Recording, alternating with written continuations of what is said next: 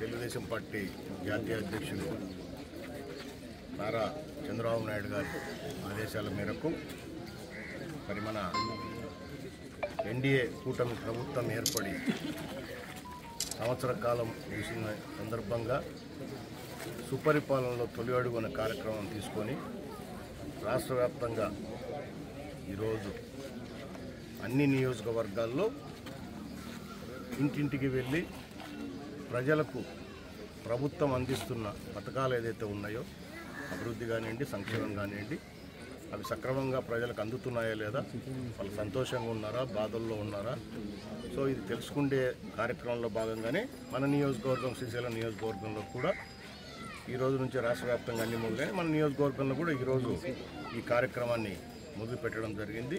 నియోజకవర్గంలోని అన్ని గ్రామాలలో బూత్ స్థాయిలో అన్ని బూత్ స్థాయిలలో కూడా ప్రతి ఇంటికి వెళ్ళి సో వాళ్ళ సమస్యలు తెలుసుకొని ప్రభుత్వం ఇస్తున్న కార్యక్రమాలన్నీ కూడా సక్రమంగా వాళ్ళకి అందుతుందా లేదని చెప్పేసి వాళ్ళ సాటిస్ఫాక్షన్ లెవెల్స్ కూడా తీసుకోవడం కూడా జరుగుతుంది. సో ఈరోజు నేను కూడా తిరగడం జరుగుతుంది. ఇప్పుడు ఆత్మకూరు మండలం ఇంజనేశ్వరం గ్రామంలో ఇక్కడికి నేను వచ్చినప్పుడు ఈ గ్రామంలో వచ్చినప్పుడు కూడా దాదాపు చాలా మటుకు తల్లికి వందనం కానివ్వండి, పెన్షన్ కార్యక్రమం కానివ్వండి, 4,000 రూపాయలు పెన్షన్ ఇస్తున్నాం. తల్లికి వందనం ఇంట్లో పిల్లలు ఎంతమంది ఉంటే అంతమంది పిల్లలకు డబ్బులు ఇస్తున్నాం. అలాగే ఉచిత గ్యాస్ సిలిండర్లు 3 ఏదైతే ఇస్తున్నామో దానికి సంబంధించి సో నేను కూడా ఎంక్వైరీ చేసినప్పుడు దాదాపుగా అన్ని ఇళ్లల్లో మాకు తల్లికి వందనం డబ్బులు వచ్చాయి. పెన్షన్ కరెక్ట్గా నెల 1వ తారీఖున ఇస్తున్నారు. గ్యాస్ డబ్బులు కూడా పడినాయి. అక్కడక్కడ కొంతమందికి ఇంకా తల్లికి వందనం డబ్బులు కూడా రాలేదని చెప్పేసి ఇంట్లో 3 పిల్లలు ఉంటే 2కి వచ్చాయి, ఒకరికి రాలేదని కొంతమంది, ఒక పిల్లోడు ఉన్నా కూడా మాకు రాలేదని కొంతమంది అంటే చెప్పడం కూడా జరుగుతుంది. అంటే 1వ తరగతి చేర్చిన పిల్లలు, ఇంటర్మీడియట్ ఫస్ట్ ఇయర్లో ఉన్న పిల్లలు కొంచెం ఎక్కువ గమనించడం కూడా జరిగింది. వీళ్ళవి కూడా ఎందుకంటే డేటా అంతా కలెక్ట్ చేస్తున్నాం కాబట్టి ఇప్పుడు ఇయర్ స్టార్టింగ్ కాబట్టి జూన్లోనే స్కూల్ స్టార్ట్ అయినాయి కాబట్టి ఏదైతే 1వ తరగతి చేరిన పిల్లలు కానీ ఇంటర్మీడియట్ కూడా చేరిన పిల్లలకు కూడా ఈ డేటాస్ అన్నీ కూడా తీసుకొని అందరికీ తప్పకుండా వాళ్ళకు కూడా వచ్చేటట్టు చేస్తాం. సో ఏదైతే మై టీడీపీ యాప్ ద్వారా కూడా ప్రతి ఇంట్లో వాళ్ళకి ఏమందినాయి ఏమందలేదని చెప్పేసి కూడా మేము వాళ్ళ సమస్యలు కూడా తీసుకోవడం కూడా జరుగుతుంది. ఎప్పటికప్పుడు అక్కడే అప్లోడ్ చేస్తున్నాం దీన్ని. సో అప్లోడ్ చేస్తే అది ఇమ్మీడియట్గా ప్రభుత్వానికి పార్టీకి 2 రకాలుగా పోతుంది. ఇవన్నీ కూడా ముఖ్యమంత్రి గారు స్వయంగా పరిశీలించి ఎవరికైతే అర్హత ఉండి ఇంకా రాని వాళ్ళు ఉన్నారో వాళ్ళకందరికీ కూడా ఖచ్చితంగా వచ్చేటట్టు కూడా చేయడం కూడా జరుగుతుంది. సో దాంట్లో భాగంగానే ఈ కార్యక్రమం కూడా చేస్తున్నాం. ఇప్పటికే ఏదైతే మన ప్రభుత్వం ఎన్డీఏ కూటమి ప్రభుత్వం కేంద్రంలో అటు నరేంద్ర మోడీ గారి సహకారంతో రాష్ట్రంలో చంద్రబాబు నాయుడు గారు, పవన్ కళ్యాణ్ గారి సారథ్యంలో మరి పోయిన ఎలక్షన్ల కంటే ముందు ఏదైతే మేము వాగ్దానాలు ఇచ్చినామో ప్రజలు, సో అవన్నీ కూడా ఒకటొకటి ఇప్పుడు నెరవేర్చుకుంటూ వస్తాను. రాష్ట్ర పరిస్థితి అందరికి కూడా తెలుసు. మీడియా ద్వారా కూడా మీ ద్వారా కూడా ప్రజలకు కూడా తెలియాల్సిన అవసరం ఉంది. ఎన్ని ఇబ్బందులున్నా, ఆర్థికమైన పరిస్థితులు ఎంత ఇబ్బందికరంగా ఉన్నా, గత 5 సంవత్సరాల ప్రభుత్వ పాలనలో, రాక్షస పాలనలో సర్వనాశనం అయిపోయింది రాష్ట్రం. దీన్ని ఒక గాడిలో పెడుతూ ప్రభుత్వము ఎన్ని ఇబ్బందికరమైన పరిస్థితులున్నా చంద్రబాబు నాయుడు గారి దీక్షా దక్షతతో, ఆయనకున్న అపారమైన అనుభవంతో, కేంద్ర ప్రభుత్వ మోడీ గారి సహకారంతో కార్యక్రమాలు ముందుకు తీసుకుపోతున్నాం. అభివృద్ధి కానివ్వండి, సంక్షేమం కానివ్వండి. ఇప్పటికే మనం చూస్తే మొన్ననే మీకు కూడా చెప్పాను నేను, మన నియోజకవర్గం సంబంధించి కూడా ఈ నియోజకవర్గంలో ఇప్పటికే దాదాపు 150 కోట్ల రూపాయలు ఈ సంవత్సరంలో తెచ్చుకున్నాం. కొన్ని పనులు అయిపోయినాయి, కొన్ని పనులు నడుస్తూ ఉన్నాయి, కొన్ని పనులు టెండర్లు పిలిచారు. సో ఏది వాళ్ళ మాదిరి కాకుండా ఇచ్చిన మాటలు నెరవేర్చుకుంటూ వస్తూ ఉన్నాం. మొన్ననే చక్రపాణి రెడ్డి కూడా మళ్ళీ మాట్లాడుతున్నాడు. నేను చెప్పినది చక్రపాణి రెడ్డికి చూపియండి అయ్యా అని పోయి చెప్పిన. ఏం చేసినావు అంటున్నాడు పాపం ఆయన. ఏం చేసినామో చక్రపాణి రెడ్డి గారు నాతో రాండయ్యా పోదాం గ్రామాలకు అని చెప్పిన. ఆయన పలకడంలా నీ ఊర్లోనే అభివృద్ధి చేసినా అని చెప్పేసి మాట్లాడాడు పాపం. ఏం చేసినాడో నాకైతే అర్థం కావాలి. ఎల్పూర్లో రోడ్లలో ఆయన వేసినాడంట, అవునా, స్కూల్లో ఆయన కట్టినాడంట, ఎల్పూర్లో ఆసుపత్రుల్లో ఆయన కట్టినాడంట. ఏమి లేవు మళ్ళీ పాపం. ఈయన చేసిన 5 ఏళ్ళలోనే ఒక ఏల్పూర్నే పూర్తి స్థాయిలో అభివృద్ధి చేసినప్పుడు పాపం నియోజకవర్గంలో ఎన్ని కోట్లు తెచ్చిండాలంగా, అవునా. ఏల్పూర్ ఏం చిన్న గ్రామం కాదు, చాలా పెద్ద గ్రామము. అసలు ఏం సందులు ఉండే కూడా తెలుసా ఆయనకు. ఎన్ని కోట్ల రూపాయలు ఇచ్చినాడు ఏల్పూర్కి అడగాలి కదా. ఆసుపత్రి ఏల్పూర్లో నేను శాంక్షన్ చేయించాను మన గవర్నమెంట్ ఉన్నప్పుడు 14-19లో. టెండర్లు వాళ్ళ గవర్నమెంట్ వచ్చాక టెండర్లు వచ్చినాయి. అది కట్టినారు. చాలా చోట్ల మనం చేసిన కార్యక్రమాలు పనులు ఉండి అయిపోయి వాళ్ళ ప్రభుత్వం వస్తే ఓపెనింగ్లు చేసుకున్నాడు వాళ్ళ రంగులు వేసుకొని. అవునా? అట్లా తప్ప ఆయన ప్రత్యేకంగా తెచ్చినది ఏముంది? అందుకే పాపం ఏల్పూర్ నుంచే మొదలు పెడదాం అనుకుంటున్నాను ఆయనను పిలుచుకొని. నేనే ఎందుకంటే మనం పిలుస్తే రావడం లేదు కదా. ఒక పూట నేను మొన్ననే మా వాళ్ళతో ముఖ్యమైన వాళ్ళతో డిస్కస్ చేసిన, మనమే పోదాం పండి చక్రపాండి ఇంటికాడికి పోయి పిలుచుకొని వద్దాం, మనం కూడా తిప్పుకుందాము. అవునా? ఎట్లా మనం పిలిస్తే రావడంలా మనమే గౌరవంగా పోయి పిలుచుదాము. నా బొచ్చు కూడా వీకలే ఉంటాడు. ఏమైనా ఉంటే కదా నీకు పైన పీకనీకి. ఏం భాషలు ఇవి? ఏం భాషలు ఇవి? ఏమంటే నా బొచ్చు కూడా వీకలేవని. బొచ్చు ఏమైనా పైన ఉంటే పీకుతారు.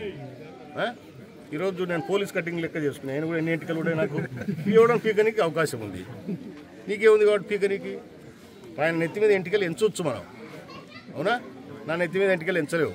అదే తేడా. నీ నెత్తి మీద ఎంటికలు ముంచినట్టే నువ్వు చేసిన అభివృద్ధి, నా నెత్తి మీద ఉన్న ఎంటికలు చేసేది నేనే చేసిన అభివృద్ధి. అంతేనా? ఇదే చెప్పారు పాపం పోయి మళ్ళీ ఆయన. అంత తప్ప ఏం లేదు, నువ్వేం చేసింది లేదు. నియోజకవర్గంలో చేసినట్టు వల్ల నేను చేశాను. నేను ఇంతకుముందు కూడా చెప్పినా కదా, ఎవరికో పుట్టే పిల్లల్ని ఎత్తుకొని ముద్దు పెట్టుకునే అలవాటుని. కానీ మళ్ళీ కూడా చెప్తాను, ఏదైనా అర్థం ఉండాలా. నేను మాట్లాడినా మొన్న నువ్వేం చేసినావో, మొన్న మీదేంది వెన్నుపోటు దినమా, వెన్నుపోటు దినం అని పెట్టి ఏమేమో చెప్తివి. ఏం చేసావో చెప్పలే. నియోజకవర్గానికి పలానా గ్రామానికి పలానా ఇరిగేషన్ ప్రాజెక్ట్ కానీ, అవునా, ఒక నీళ్ళ వసతి కానీ లేదు. మీరు ఇచ్చిన మాటల్లో ఏదో అమ్మఒడి కదా, అమ్మఒడిలు అందరికి ఇస్తానంటే ఒకరికి ఇస్తుంది. ఈరోజు మేము అందరికి ఇస్తున్నాం. 1000 రూపాయలు పెన్షన్ పెంచుతానంటే 206 రూపాయల లెక్క ముస్టేసినట్టు సంవత్సరం వేస్తుంది. 5 ఏళ్ళు చేస్తుంది. ఈరోజు మేము ఒకటేసారి ఇస్తున్నాం. ఈరోజు నేను గ్రామాలకు తిరుగుతున్నాను. ఇప్పుడన్నా రా, ఇప్పుడు ఇంటింటికి పోతున్నాం మేము. రా, మీ వైఎస్ఆర్ కాంగ్రెస్ పార్టీ వాళ్ళకి డబ్బులు ఇద్దాం ఆపినామో చూద్దాం.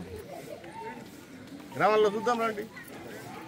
మీ ఇంట్లో మీకు వైఎస్ఆర్ పార్టీ ఫేవర్గా ఉన్న వాళ్ళకి ఒక్కొక్కరు ఇంట్లో ఎంతమంది ఉంటే అంతమందికి డబ్బులు ఫండ్ అయ్యేది. పోయి అడుగు, నువ్వు పోయి అడుగు, లేకపోతే నాయమడరా. అంతేగాని ఊకే మైకులు ఉన్నాయి కదా అని చెప్పేసి నీ బుద్ధి పుట్టి మాట్లాడడం కాదు. ఇటువంటి దరిద్రులకు మేము పొద్దునొకరు సమాధానం చెప్పాల్సిన అవసరం లేదు. ప్రజలు కూడా గమనిస్తున్నారు.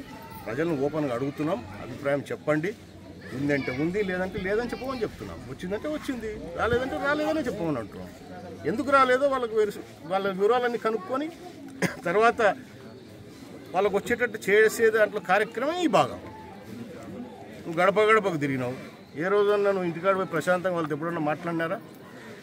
చక్కగా రావడం, రోడ్డమ్మడి అంతా వేసుకోవడం, జనాన్ని పోలీసు వాళ్ళతో చుట్టూ పెట్టుకోవడం, జనాన్ని ఎవరు నీ దగ్గరికి రానిచ్చేదిలే, వాళ్ళ సమస్యలు వినేదిలే, వాళ్ళ సమస్యలు పరిష్కారం చేసేదిలే.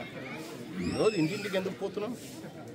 ఎక్కడన్నా ప్రభుత్వంలో ఇంత పెద్ద వ్యవస్థలో కొంత లొసుగులు ఉంటాయి. ఎక్కడన్నా సమస్యలు ఉండి వాళ్ళకి రాకపోయి ఉండొచ్చు.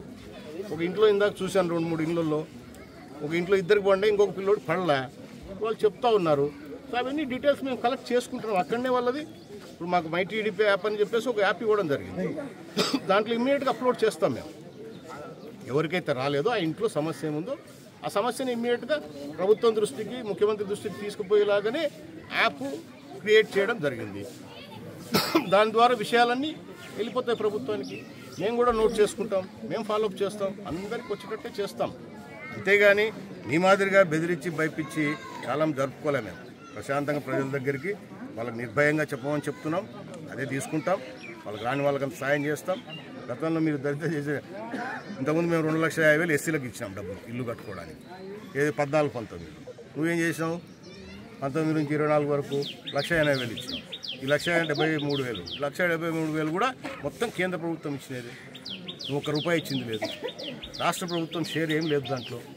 గతంలో కేంద్రం రాష్ట్రం కలిపి ఇచ్చేవాళ్ళం. ఎక్కడ ఉంది నీది?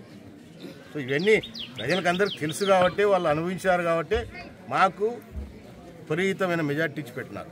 164 సీట్లు ఇచ్చారు. 7,000 మీరు 11 సీట్లు పంగనామాలు పెట్టినారు జనానికి. అర్థం కావడంలే. ఇంకా అరుస్తూనే ఉన్నారు. ఇంకా బెదిరిస్తారు, బయటిస్తారు. ఆయన జగన్మోహన్ తన్నమంటాడు, చూస్తూ అంటాడు, బట్టలు ఇప్తా అంటాడు, ఏందేందో అన్ని పిచ్చి కూతురు. సో సరే, వాళ్ళకి ఏదో తిక్కలేసిందిలే పాపం అనుకొని మేము కూడా గమ్మునున్నాం. కానీ ఇది ఏదైతే సుపరిపాలన, ఎన్డీఏ కూటమిలో ఉండేది సుపరిపాలన. తప్పకుండా సుపరిపాలనే అందిస్తాము. గ్యాసులు ఇచ్చాము, అది కూడా అడుగుతున్నాము. ఎవరికైనా ఒకరో ఇద్దరో పడలేదంటున్నారు. కొంతమంది మేము దాన్ని తీసుకుపోయి ఆ రికార్డు తీసుకుపోయి మేము అప్లోడ్ కూడా చేయించుకోలేదంటున్నారు. ఇలా వాళ్ళ సమస్యలు ఉంటాయి, టెక్నికల్ ఇష్యూస్ ఉంటాయి. సో అవన్నీ సెట్ చేస్తాం. రేపు ఆగస్టు 15 నుంచి ఖచ్చితంగా మళ్ళీ ఉచిత బస్సు మహిళలకు ఏదైతే మనం ప్రామిస్ చేసినామో ఆర్టీసీలో ఉచితంగా ప్రయాణం చేసేదానికి ప్రామిస్ చేసినాం. రేపు ఆగస్టు 15 నుంచి అది కూడా చేస్తున్నాం. అన్నదాత సుఖీభవ పెట్టినాం, అది కూడా రేపు రైతులకు డబ్బులు వేస్తాము. సో 1 by 1 చేసుకుంటూ వస్తూ ఉన్నాం. లేదో అప్పుడున్నట్టు మాట్లాడతాను. ఈ మహానుభావులు ఏం చేసినారు? అసలు ఏమీ చేయలేదు. కాబట్టి ప్రజలు మాకు అవకాశం ఇచ్చినారు. ఇచ్చిన అవకాశాన్ని మేము సద్వినియోగం చేసుకుంటాం. ప్రజలకు సేవ చేయడానికి ఉన్నాం, మేము ప్రజలను బెదిరించడానికి లేము. ఖచ్చితంగా అవి చేస్తాం. ఇప్పటికే గ్రామాలలో చాలా చోట్ల నాకు తెలిసి మ్యాక్సిమంగా సిమెంట్ రోడ్లు కానివ్వండి ఇవన్నీ వేసాం. డ్రైన్ సమస్యలు ఉన్నాయని చెప్పేసి చెప్తున్నారు. నెక్స్ట్ డ్రైన్స్ ఇస్తాం. మొన్ననే మన నియోజకవర్గంలో దాదాపు 20 కోట్లతో అంతర్గత రహదారులు వేసినాం. ఇప్పుడు మళ్ళీ వస్తున్నాయి డబ్బులు, మళ్ళీ వస్తున్నాయి. సో అవి పెడతాం మళ్ళీ. అంటే ఏడాది కాలంలోనే ఇన్ని పనులు చేసినావు, నువ్వేం చెప్పినావు, 5 ఏళ్ళలో నువ్వేం చేసావు చెప్పాడంటే చెప్పాడు. ఈయన ఈ దొర చెప్పినాడా మీకు ఎవరికన్నా? మనం పెట్టాడు కదా 5 ఏళ్ళలో నేను చేసినాను ఎప్పుడైనా చూపించినాడా? అవిలే బొచ్చు వీకుతావా, అవునా? ఇంటికెళ్ళి వీపుతావా అంటే పీకుతోళ్ళు వీపుతారు. నాకేం పని నీ బొచ్చు వీకనికి? నీ బొచ్చు వీకనికి నాకేం పని ఉందా? నీ బొచ్చు వీకనికి ఉన్నాను నేను. ప్రజలు నాకు ఎమ్మెల్యే పదవి ఇచ్చినారు, వాళ్ళకి సేవ చేయమని. ఈ బొచ్చు వీకతోళ్ళు వేరే వాళ్ళు ఉంటారు, వాళ్ళే ప్రజలే వీపుతారు. నాకేం పని? ఇప్పుడు వీకాలన్నా అప్పుడు అన్నీ వీపుతారు. అది పీకినారు, పట్టంగా ఇంట్లో కూర్చోబెట్టినారు. ప్రతిదానికి ఈ మధ్య మాట్లాడితే శాశ్వతంగా నేను తప్పుకుంటా అంటాను. ఎన్నిసార్లు చెప్పి సచ్చినావో ఇంతకుముందు. మొన్న కూడా అన్నాడా? మొన్న కూడా ఏదో అన్నట్టున్నాడు చూడు. మీరేదో నిరూపించండి శాశ్వతంగా తప్పించుకుంటా అంట. ఇంతకుముందు చెప్పలేవు. 50,000 మెజార్టీ రాకుండా ఒక్క ఓటు తక్కువ వచ్చినా రాజకీయాల్లో ఉండనని. ఏమైనా అవి ఏమైనాయి? పాతాళంగా సాక్షిగానే అవి పోయినాయి, అన్నీ పోయినాయి. ఏ ఒక్క కూత మీద నిలబడే అలవాటు ఉంటాయి కదా వీళ్ళకి ఎవరికన్నా. మీడియా ఉంది కదా, 4 డబ్బులు ఉన్నాయి కదా అని ఇష్టం వచ్చి మాట్లాడితే కుదరదమ్మా. ప్రజలకు సేవ చేస్తాం, మళ్ళీ ప్రజల దగ్గరికి పోతాం, మళ్ళీ వాళ్ళ ఆశీర్వాదాలు ఇవ్వమని చెప్పేసి కోరుతాం. కానీ ఇలాగా డబ్బు పెట్టి కొనేది, ప్రజలను భయపించే అలవాట్లు మాకు లేవు. ఇన్ని సంవత్సరాలు దగ్గర ఆవేశం మా తండ్రి గారు ఉన్నప్పటి నుంచి ఇప్పటి వరకు కూడా ప్రజలకు సేవ చేసే భాగంలోనే ఉన్నాం. కానీ గెలిచినా ఓడిపోయినా నిత్యం వాళ్ళకి అందుబాటులో. ఇది ఎవరో తెలీదు. ఎప్పుడో 3 నెలలకు ఒకసారి వస్తాం, వచ్చేదేదో మాట్లాడిపోతాం. పాపం మన వాళ్ళకు కూడా కొంతమంది మీడియాకు కూడా ఇట్లాంటి మాటలే కావాలన్నమాట. అడిగేది మీరు అడగరు. ఏం చేసాం చెప్పు 5 ఏళ్ళలో? మీరు ఎవరైనా అడుగుతున్నారా? ఏది కాంట్రవర్సీ ఉంటే అది కావాలి మనకు. టకటక సోషల్ మీడియాలో పెట్టడం. అవునా? ఎవరు ఎమ్మెల్యే ఎక్స్ఎమ్మెల్యే గారు నువ్వేం చేసావు 5 ఏళ్ళలో? ఆయన చేసా అని చెప్తాడు. నువ్వేం చేసావు అడగండి. ఈ లిస్ట్ ఏమైనా నేను ఇస్తా, 2014-19కి ఇస్తా లిస్టు, ఇప్పుడు ఇవ్వు ఇస్తా. ఫిజికల్గా పోదాము అంటున్నాం. ఇంతకంటే ఇంకేముంటుందబ్బా? పర్సన్ టు పర్సన్ పోయి చూద్దాము అని చెప్తున్నా. సో ఇవన్నిటికి వాళ్ళకి సమాధానాలు ఉండవులే. వాళ్ళు ఎక్కడ బయటకు రాలేరు. వాళ్ళకి తెలుసు వాళ్ళు ఏం చేయలేదని. అందుకే ఇంట్లో కూర్చోబెట్టినారని కూడా తెలుసు. ఏదో మేకపోతు గాంభీర్యం లెక్క అరుస్తుంటారు. ఏది ఏమైనా ఈరోజు మనం తీసుకున్న ఈ కార్యక్రమం, ఈరోజు వర్షం పడుతున్నా కూడా ప్రజలు సంతోషంగా ఇక్కడ ఉన్నారు. ప్రతి గ్రామం తిరుగుతాం, ప్రతి ఇంటికి వెళ్తాం, అందరి విషయాలు కనుక్కొని వాళ్లకు సక్రమంగా అందింటే పర్వాలేదు, అందకుంటే అందేటట్టు చేస్తాం. దాంట్లో భాగంగానే ఈ కార్యక్రమం చేస్తాం. Thank you.